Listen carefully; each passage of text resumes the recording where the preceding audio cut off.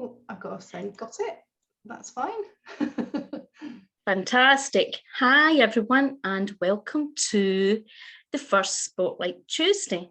And we have the lovely Suzannah Butcher. And Suzannah, you still I meant to ask you, is it still Campreneur you're calling yourself your business? Because I know you've got a couple of sides to your business, haven't you?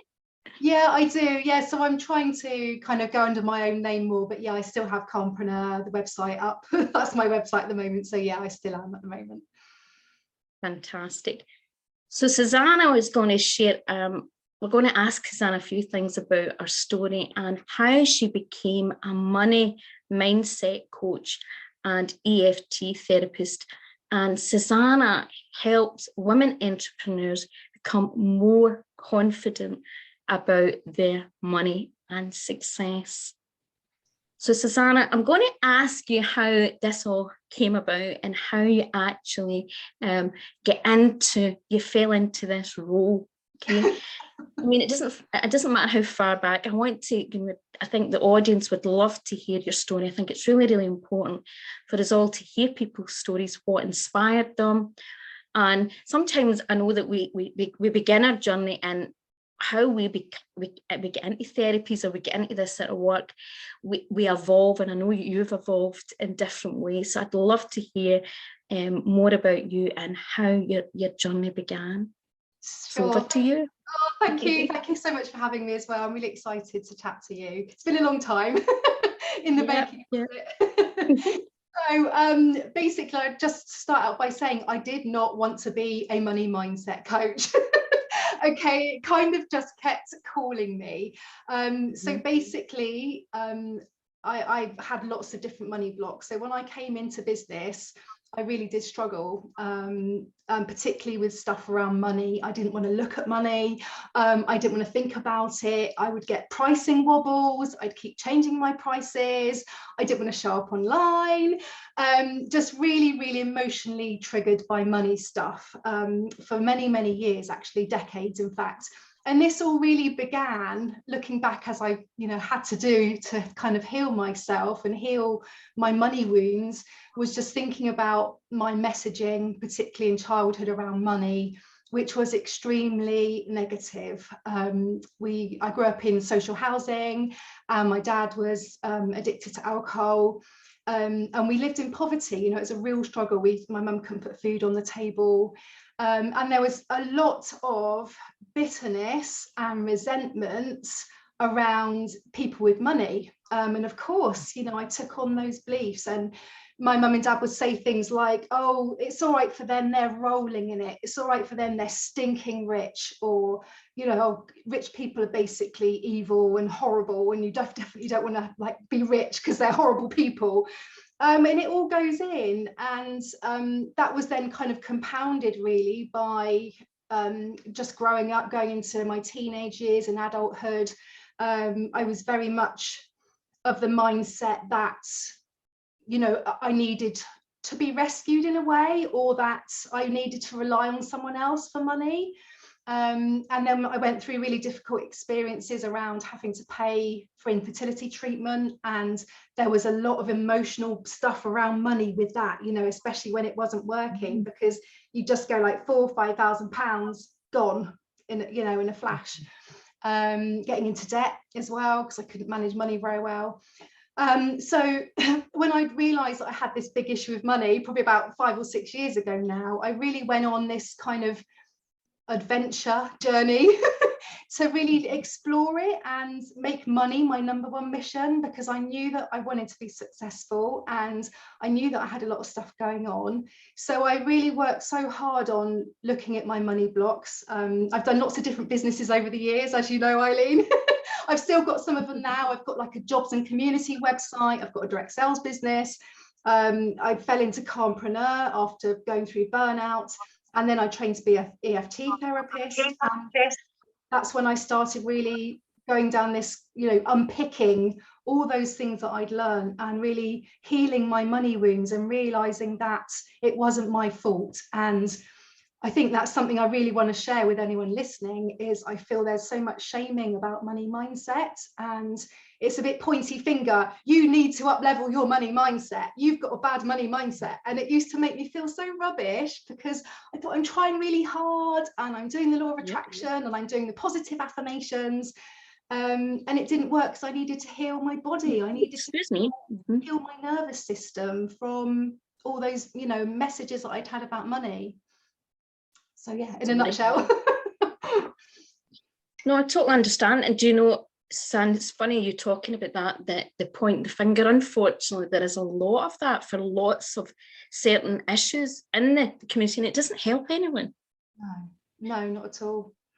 Because you'll probably agree, there's lots of layers to, we all have areas in our life where that can be our biggest vulnerabilities, but there's layers to it, and there's layers and layers, and you can be doing a lot better than what you were before, but you can maybe still, to other people's eyes, struggling, but you've kept going, and that's amazing. And what do you think, when was the key point that you really recognized that it was one of the biggest problems in your life? I think there was a few things that happened. I was at a stage where I was going through burnout, so I felt like I was working really hard. Looking back now, I was being very busy and I didn't really feel that my heart was fully in what I was doing. And since I've kind of come into this space, it just felt like everything fitted together, basically. And I thought, shit, it's like I'm really scared to do this, but I know that this is my calling, and I know that the kind of work that I do around money, it is around money mindset and money healing, that it was really important and impactful. So yeah, it was a few different things. It was just getting to the stage of burnout and exhaustion, just, you know, coming to the office crying, thinking it's all going wrong, like, you know, I'm not getting this feel-good feeling that people tell me about. I'm not getting this, you know, it's not, the purpose isn't there. So yeah, everything just sort of came together, and I was like, aha, now I get it. And I think when you do work that you love like this, it really does energize you, and it kind of, yeah, it gives you something that, yeah, it's like, wow, this is it. This is amazing. You know, and even when I'm talking to you, and when you talk about it, you can see your eyes light up, and there's something you can see, it's coming from the soul. You're very passionate about it. Yeah. And one of the things that I love when I've seen you doing things is just that you have a very gentle and soft and caring way to do it, which a lot of women who have challenges around money, you know, and the kind of things, you know, it can be a delicate subject for, as you said, there's lots of layers through your childhood, a lot of trauma linked to that as well. Yeah. And you know, and I think when we have had a lot of trauma, and you know, and trauma comes in so many different forms, and you'll know that it links into everything else in your life, and often even the mental, the physical and emotional body, even the spiritual body. It's like almost, it can take time for you to go through those layers, because it can be too much to, you know, I know there is sometimes some people have instant healings with everything, but often with these things there is different layers to it. So does your family, do you use, this is something I had been thinking about, do you use EFT on your family for anything, or is it just for your work? Well, it's quite interesting actually. My kids are just like, oh my God, mum is so woo-woo. Oh, here she goes tapping again. And I've tried my best, but no, unfortunately not, even though I know it would really help my daughter in particular. Sadly not. She will do breath work, and she will do mindfulness, and she'll listen to the apps, but yeah, occasionally I'll see her like tapping here if I catch her out sometimes, but I don't mention it because I know she'll be like, no, I'm not doing that again. My husband's been really good actually, so he was always, you know, I guess it's our programming, isn't it? We're always like, you know, you got to work hard, and he wasn't very personal development-y. He was very logical and practical, and right. He's become, over the past few years, he's become really open to it all, and he'll tap now as well, which is really good, because he experiences chronic pain. He's got a life-limiting illness. He's got fibromyalgia, all these different illnesses. So he finds that tapping really does help him, not necessarily to distract him, but to sometimes be with those difficult feelings, because he's very resistant and he's very like, I don't want to be in pain, I need to find all the solutions and I need to find them now. And you know, sometimes there aren't any, and actually tapping really helps him just to kind of, you know, step back a little bit and just be with it, let the dust settle, and then look for those kind of solutions and things.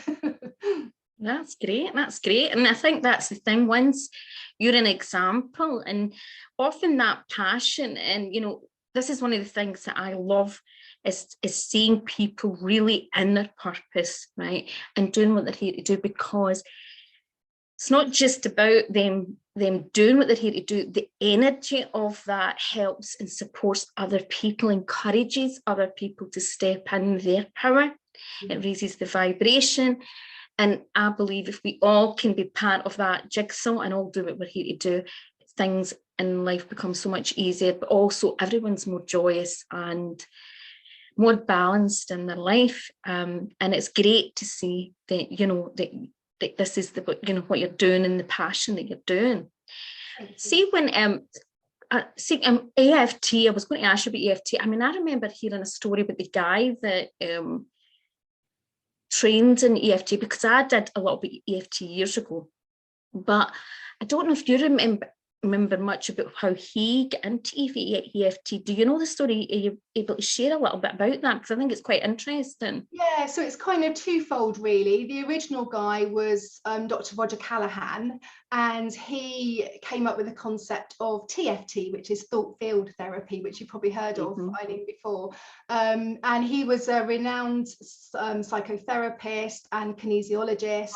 And he basically got into doing kind of more energy work, really, and looking at, I think he was studying traditional Chinese medicine at the time, and he tried to bring that into his practice. And there's one particular story which is really lovely about somebody he was working with called Mary. I don't know if you've heard this story before, but basically he was working with somebody called Mary who had this lifelong, really intense phobia of water.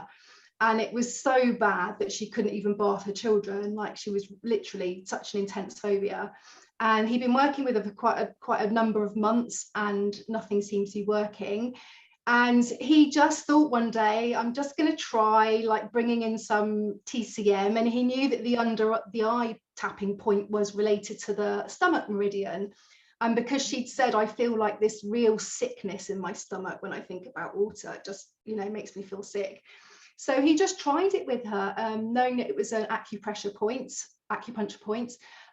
So she was tapping under her eye, and she said, oh, it feels like the sickness is going. It feels like it's going. And with that, she apparently walked out of his office, went over to his like home swimming pool, dunked her legs in, splashed her face with water, and he was like, oh, oh my gosh, like in that, you know, 5 minutes. And he was just so astounded with it. He spent then years just really honing the skill of it, and he came up with specific algorithms around treating particular problems. And then a few years later, a guy called Gary Craig, who you might know as the founder of EFT, kind of simplified the process and figured out that if you tapped on all the points, that actually you could get the same effect. So it's a bit of a catch-all, if you like. And then Gary came up with the EFT that we know today. And what's amazing, I always had a fascination for kinesiology and the Meridian lines.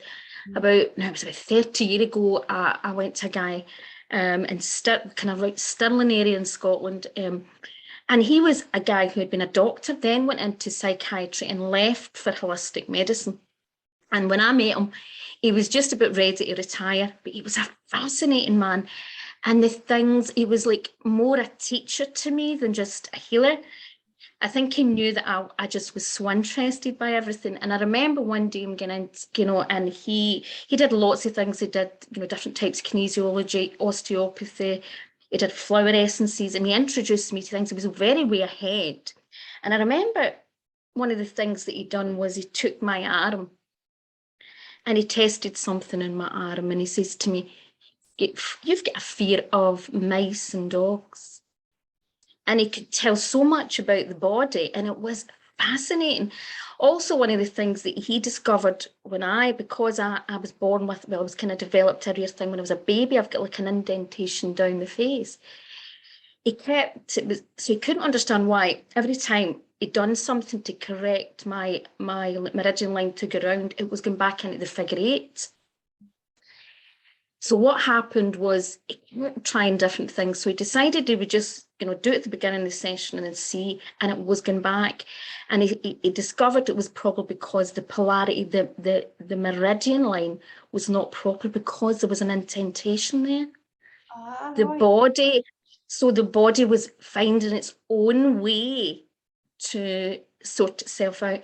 Now, it was interesting, and then from that, I had lots of experiences with magnets where magnets would do certain things for other people, but it would do the opposite with me. And he explained it was because my body, how the body's an amazing thing, that it finds its own way to work in certain situations. I found if I hadn't went down some of the routes that I had done and had been able to access courses, I think I'd have went down the kinesiology route or the meridian line, or even something like herbal medicine, because it's all fascinating subjects. Definitely is. Yeah, I'd love to try kinesiology. I've not ever been to a kinesiologist, but I'd love to try it. Suzannah, you would love it because it's based on a lot of the things that what you're doing in it. Because one of the things that I remember, also went to a kinesiologist, and it was quite fascinating. I was working for an organisation. It was like a charity organisation alongside my business. And I remember at the time I was really upset. There was a lot of things going on, and I wasn't coping. And I remember she kind of they look at the spiritual, the emotional, the chemistry, they look at the physical, they can tell what part is not in equilibrium. And I remember she says to me, you've got such strong integrity that it feels, it's killing your soul because you feel. And I was shocked because the words that she used were exactly how I felt. So she just done that by doing the different tests. And I mean, I've went to a lot of kinesiologists since then, and it's fascinating. It's like almost like it's really tied in with the EFT thing, and it's a fascinating subject, So is there anything else that you think, like any important messages? I'm going to get where Susanna's going to do a demonstration for us, but is there anything that you think an important message for the audience? Because obviously in this group, it is mostly healers, coaches, people who are running spiritual businesses who tend to come into, so I know that you've had other businesses, but what I find I have, most of the clients that come to me are very service-based, but often they sometimes don't look at their business as a business, right? Because they think they're doing their vacation and they're helping other people. And many of them, and I work with healers that are 20, 30 years, in service, and I've spent most of, I suppose, their life learning things, helping others, but really struggling on a financial level for a lot of reasons. What kind of advice or what kind of realizations, I suppose it's more, have you made in relation to those kind of issues? I think that, like you say, it is often a hobby, and I think there's some fear around, I can't make money from this gift, that's not ethical, I should be giving it away for free, and I just, I try and just turn that on its head a little bit and just say, okay, what is spiritual about being poor? What is spiritual about living in lack and scarcity? Who are you impacting if you live in lack and scarcity all the time? So actually just turning it on its head and just thinking to yourself, look, if this world had loads of amazing spiritual, beautiful women, nurturing women, in charge of things, doing amazing, impactful things, how different would the world look, you know? And that really helps me to stand it, you know, to stand up and be visible. And I think that is one of the main things that people struggle with, is they hide behind their posts. And it's a mistake I've made, you know, I've been there, and some days I still feel that fear, trust me. But yeah, you know, I'll put something out there, but you can't really see who I am. So you need to just, you know, fight, you know, overcome that fear, be really, really gentle with yourself, and especially around this money stuff. As you said, Eileen, you know, it can be really complex, and very often it is related to trauma. And yes, we can have trauma around money, because we can fall out with friends around money, and we can, you know, go through IVF, and we can lose businesses, and we can get into debt, we can lose our homes. You know, there's lots of different ways that we can experience money trauma, and just be really gentle with yourself. And that's why when I kind of created my pathway, it just starts with the healing and opening up a little bit, because I think what a lot of women do is they make, you know, that not their fault at all, but you know, you go towards these posts that say improve your money mindset set in three ways, like today, or you can do this in a week, and they get a temporary boost. And the thing is, because you're not doing the deep work and the deep healing, it is temporary. And then before you know it, 4 to 6 weeks have gone by, and then you're back falling behind again and hiding. So it's important to just, you know, take that time to really love yourself and heal yourself, because you are, God damn, you are worth it. Exactly. What a powerful message. And you know, you said such important things there about falling, and it's like falling back into the traps, and this instant where we can get some, you know, results are, but you always have to keep doing the work, and there's other layers, but there's also, we forget, because we're so used to having certain belief patterns. There's so many people forget the way that the brain works and how they're all interconnected, and it's sometimes caught in that cycle. I know that you wanted to demonstrate, you had something like, did you want to demonstrate that, Suzannah? Yeah, I'll show you the first thing. So basically, this is my really little diagram that I've done. This is a thought belief cycle. So you can see you get your thoughts or your belief at the top there.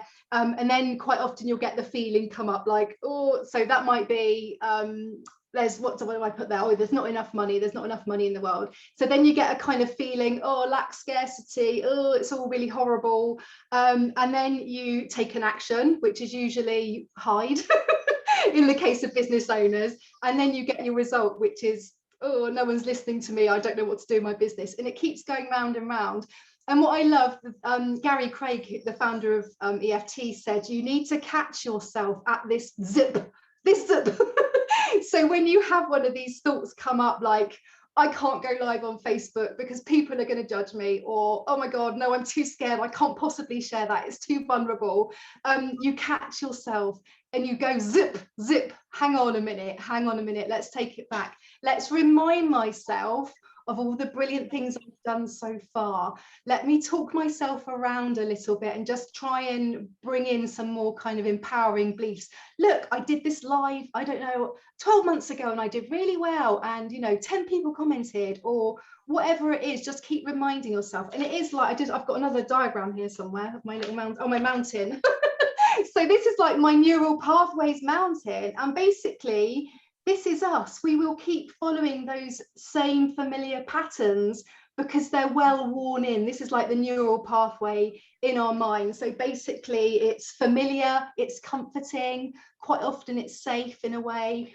And when we begin to create those new pathways, to begin with, it is really hard. It's really hard. Yes. And you have to keep catching yourself at the zip and just really yourself constantly, and then you can begin to make a new neural pathways in your brain. So yeah, it's just fascinating stuff. And when I got my first ever breakthrough, I can't even describe what it felt like to me. It's only a really little thing, but basically me and my husband used to have these like little money meetings. So I don't know, every couple of months we tell, you know, we need to look at money stuff. We look at our spending plan, and we look at, you know, what's coming in, what's going out. And I used to always end up in tears every single time, without a doubt. I would look at the money stuff and I think, oh my God, I'm not doing enough in my business. Oh, it's all my fault. I'm rubbish. I really did take my financial situation and brought it into my heart and thought, it's because I'm not enough. So I'd end up just crying and getting really, really emotionally triggered. And then one day we went to do it again, and I went through the whole thing and I didn't cry. And my husband's like, you know, like, you stayed calm all through that. And I was like, I know, I did. And I got goosebumps, and I thought, that was the first breakthrough. And I thought, if I can do that, that was like, gave me real hope that I could do it, because I really felt like I would be forever stuck. I felt like I would be forever going around these negative loops all the time and thinking I'm not enough, you know, and I'm not a creative person, people are judging me, I'm not good enough, I'm not smart enough, I'm not pretty enough, I'm not young enough, all those messages that we tell ourselves. And yeah, just realizing I could do that was like, yay, like I feel like Wonder Woman.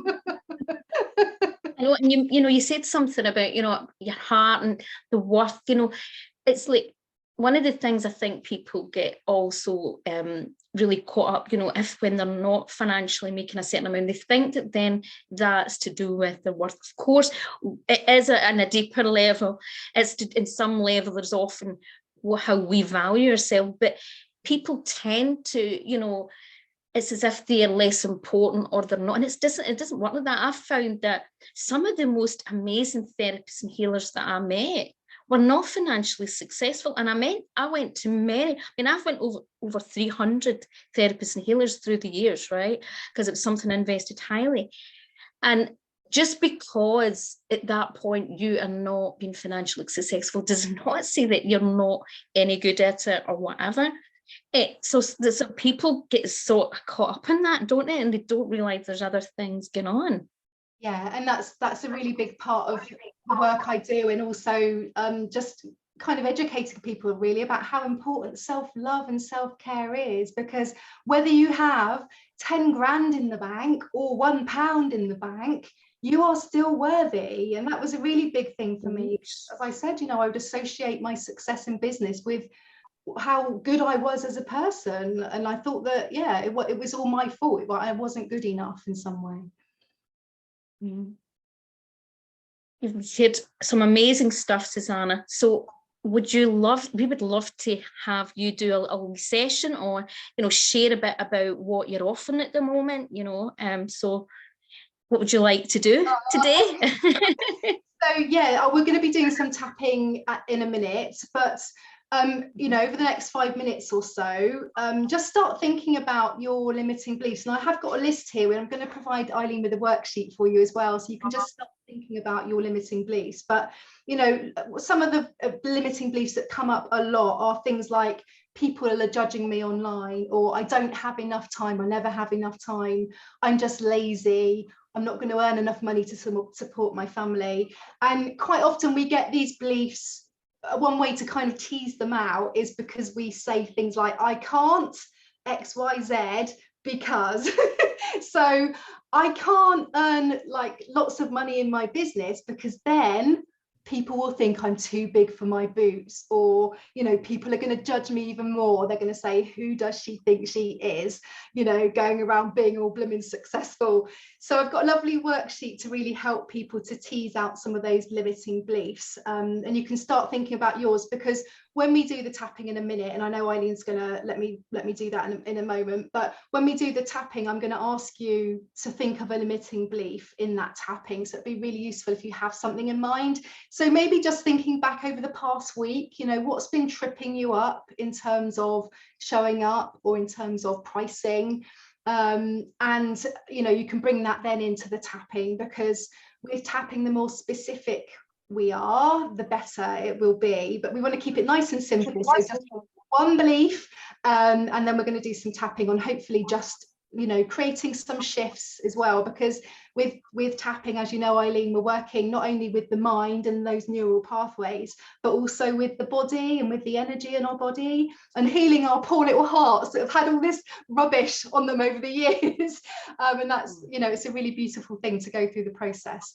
So yeah. Fantastic. So I'll let you do it, and then what I'll do, because I want you to share, all the offerings that you have as well, Suzannah. But what we'll do is we'll do that after the session. How does that sound? Yeah, that's brilliant. So I'm just going to, so I'm just going to switch my camera off to let Suzannah do her stuff. But I just wanted to check to see if there was any questions. And I've got Caroline saying, just beautiful message, Suzannah. She's talking about the big one, success and money. She just, a few other things too. Some of the things that I've said, but fantastic, Suzannah. So go ahead, and I'll just let you do your stuff.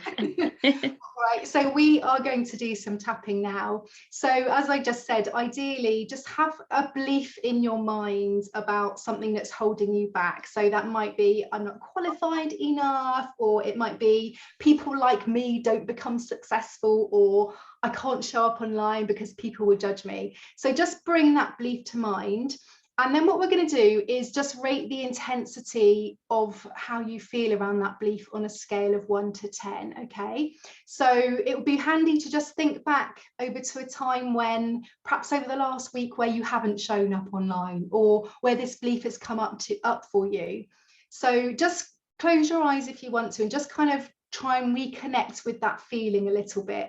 Now, I know this might be a little bit emotionally triggering, but just to remind you, you're safe, it's okay. Just getting a kind of number here so that we can rate the intensity. So 10 is high intensity of emotion. So that's feeling really, really triggered by that limiting belief. And 0 is completely neutral around that belief, getting no physical or emotional reaction around that belief. Now, just make a mental note of that number, or if you're brave enough and you're happy to share, just share in the comments, and then what we'll do at the end is we will check in again. Okay, so with tapping, all you are doing basically is just copying what I do and repeating what I say. Now, I know for many of you, if this is your first time tapping, don't worry if things move a bit fast for you. I'll try and keep it nice and slowly. If you can speak out loud, that would be amazing. But if you don't feel comfortable doing so just repeat what I'm saying in your mind, and that's okay. So the first thing we're going to do is just start with a nice, deep, calming breath. So just breathing in through the nose, and then just hold at the top of that breath for a moment. Just experience that stillness, and then just let go. And then we're going to start tapping. So we're going to be tapping for about 10 minutes or so. I'll just do a few rounds with you today. And your karate chop point is this nice fleshy part of your hand here. So we always start with 3 setup statements, which always begin with even though. So the first one is, even though I have this limiting belief, and I'd love for you to say the belief or think about the belief here. Even though I have this limiting belief, just repeat that belief. I accept myself and how I feel. Even though I have this limiting belief, and say the belief or think about the belief, and it's really held me back and stopped me doing things in my business,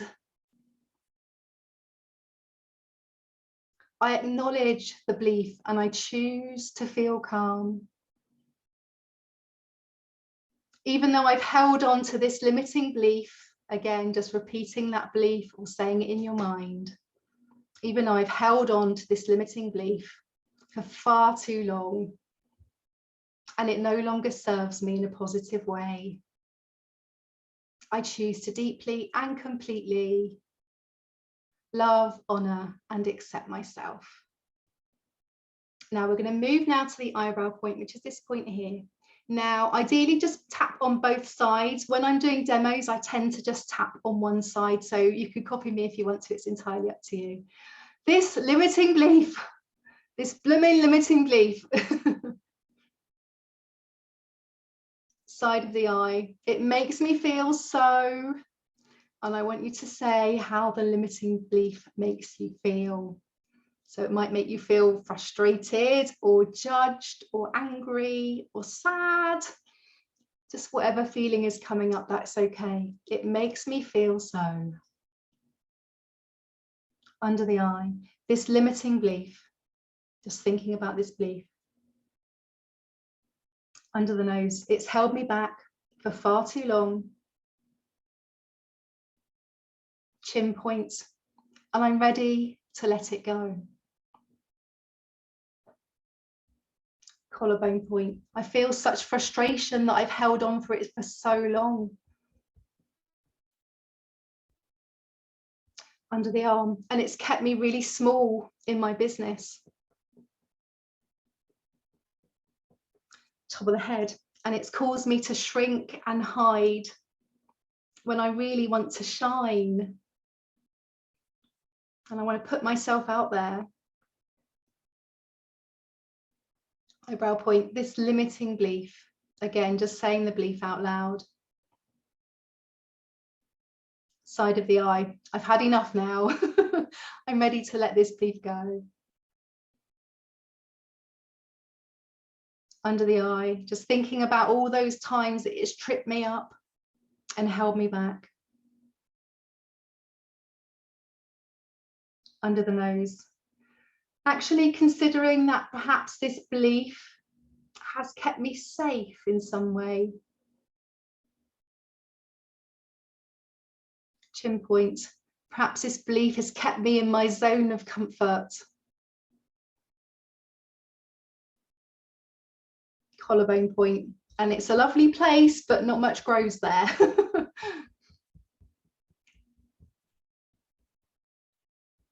Under the arm, this belief is not really true. It's not really logical. Top of the head, so I'd really like to just let go of this limiting belief. Eyebrow point, just thanking the belief and letting it go. I thank this belief and I let it go. Side of the eye, allowing this belief to be cleared in my mind and in my body. Under the eye, in my bones and my skin, my blood. Under the nose, from my organs and from my cells. Chin point, just clearing this belief from every cell in my body. Collarbone point, just breathing this belief away. So what we're going to do, let's just take a few nice deep breaths here. And as you blow, just imagine blowing that belief away. It's no longer serving you. It's had its day, it's done its job, but we're just letting it go. So just breathing in this lovely space. Breathing this belief away. Under the arm, tapping this belief away. Top of the head, knowing that I'm safe and I'm grounded without this belief. It's okay. I'm safe and I'm grounded without this belief. Eyebrow points. And just as I've done my best to uninstall and release all these old negative beliefs, side of the eye, I can program in and install new beliefs. Under the eye, new positive empowering beliefs which feel good, which serve me in a really positive way. Under the nose, knowing that it might take time and practice. Chin point, but it is 100% possible. Collarbone point. The thought of cultivating new empowering beliefs feels really exciting. Just feel that excitement that you can change those beliefs and you can switch this around. Under the arm. So from now onwards, I choose to catch myself. Top of the head, I look out for the zip, that negative thought that I might have, and I counteract that negative thought. Eyebrow points. I am prepared to do whatever it takes to overcome my old limiting beliefs. Side of the eye. I am brave and I am bold and I am resilient, and I choose to overcome any limiting beliefs. Under the eye. And I trust myself with this. I trust myself that I'm going to be kind to myself around these limiting beliefs. Under the nose. There's no blaming, there's no shaming, there's no guilt, just awareness. Chin points. Just thinking to myself, ah, here it goes again. Here comes another one.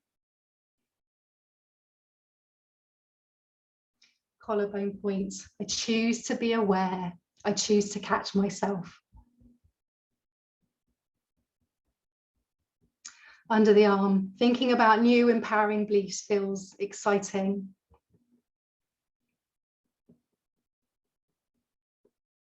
Top of the head. I give myself full loving permission to let go of any beliefs that no longer serve me. I give myself full loving permission. Okay, we're just going to stop tapping there. Just place both of your hands on your heart for me. Just close your eyes. Take a nice deep breath. And I want you just for a moment to bring your attention to your heart, to perhaps those old beliefs or those old wounds, those things that have made you feel less than or not enough. And I just want you to just send an abundance of love to your heart in this moment. Just send an abundance of love and gratitude as you release all these old beliefs from your body. Okay, nice deep breath. Open your eyes. And what we're going to do now is just check in again. So like we did at the beginning, just thinking about that belief that's perhaps been cropping up a lot for you, trying to reconnect with that emotion and rating the intensity of it. And hopefully that number has shifted downwards a bit for you. So just thinking like, what is this now on a scale of 1 to 10? Okay, hopefully you have had a shift downwards. But if not, don't worry. I know Eileen's going to be sharing this in the group. And the great thing is you can keep on coming back to this video. So anytime one of these beliefs comes up, feel free to repeat the process and repeat the tapping for each of the beliefs. And that's explained on the worksheet for you as well. Thank you. Absolutely fabulous, Suzanne. I'm just looking, so Caroline's saying, I feel a bit later. She was a 7, she's a 5 now. She's thank you. So I think we've had about 3 viewers. I'm afraid it's been a wee bit quiet, but obviously the video will be in the group for a wee while, and then it will be put out in YouTube. So you'll all be able to access and watch this again. Thank you so much, Suzannah. So where can they find out more information? If you've got a group, if you're running, I know you run some challenges. Tell us what you're offering today, and where they can get you. Okay, so I have a free Facebook group, and I've just changed the name of it, and it's gone completely out of my head. I think it's Abundance, Mindset and Money for Soulful Female Entrepreneurs. As I've niched down, so I've changed my group name. Everyone's welcome to join that. I do a live tapping every Tuesday morning at 11 on my Facebook page. That's at Suzannah Butcher, facebook.com/Suzannah Butcher.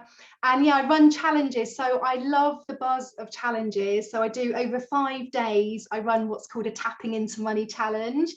And that's where basically every morning there's a little worksheet, really simple exercise. And then every evening we do some tapping based on what's come up during the day. And I just love running those challenges. It's just like the space is so nurturing. And like you said, Eileen, like that, just having that safe space sometimes just gives people permission to share things and to like open up, and so many breakthrough moments. So I'm running another one of those, which starts on Monday, May the 16th. And if people would like to join that, it's tappingintomoney.com/5-day challenge. Fantastic. And Suzannah, you can post, since you're in the group, just post under the video all the details. And now, is there anything else? Do you offer one-to-one sessions, or is it more just group sessions you offer now? So I do offer one-to-one. So I've got like my money mastery program, which is the kind of pathway that I talked about a little bit earlier. So that just takes people, all the modules begin with the letter H. I don't know why, it just made sense and it felt good. So the first module is honor, and that's all about kind of honoring where you are now, looking at all aspects of life and money and business. The next module is called heal, where we go real deep dive. The next module is called harness, which is when people start to realize their power and their uniqueness and how brilliant they are. And then we've got module 4, which is harmonize. So looking again, harmonizing life and harmonizing business. So there's 2 separate kind of entities to that module. And then finally, harvest, where we start doing the stuff that really does make a difference. So looking at business offerings, looking at whether they're aligned. I've created this lovely sales alignment matrix where people can kind of put their stuff in and work out if it's fully aligned with them, and looking at ways to make money as well. So that's my course. And then I do offer one-to-one sessions. So these are really personalized kind of EFT tapping on people's specific you know, stuff that comes up. And I find that quite often it is a bit like you said, Eileen, you know, with the layers, and it's the peeling the onion analogy, isn't it? And quite often when I'm in a tapping session one-to-one, we will end up going down a bit of a rabbit hole, because that's just where people's brains go sometimes. So we honor that, and we just go with whatever comes up. So they're really, you know, they're really kind of beautiful sessions. I offer normally a set of 3 sessions, which a lot of people, for kind of little T traumas, they find that's really useful. For the more complex stuff, I'd normally recommend 6 sessions to start with. So yeah. And you can just message me. Absolutely sounds fabulous. So Tanya, so there's so Deborah said she was a 9 and she went 5, thank you, but she said she hit a 3 at one point, so that's amazing. And Tanya, she's went from a 7 to a 3. So thank you so much for Suzannah. I know that the group has enjoyed this, and they will enjoy continually, you know, to be able to watch it again. So thank you. And thank you for those of you who have been able to listen. And for those of you who watch again, make sure that you see, you know, check out Suzannah's group, check out her details. As you can see, she has so much passion and she's great at what she does. So thank you, Suzannah. Thank you for coming on. Okay. You're very, very welcome. Thank you. And thank you, everyone. And next week we'll have our Spotlight Tuesday, and it will be Joy Gill, and she'll be sharing her passion for aromatherapy, and I'll be sharing more about that during the week. So thank you. Bye, everyone. Thank you. Bye, everyone. Thank you.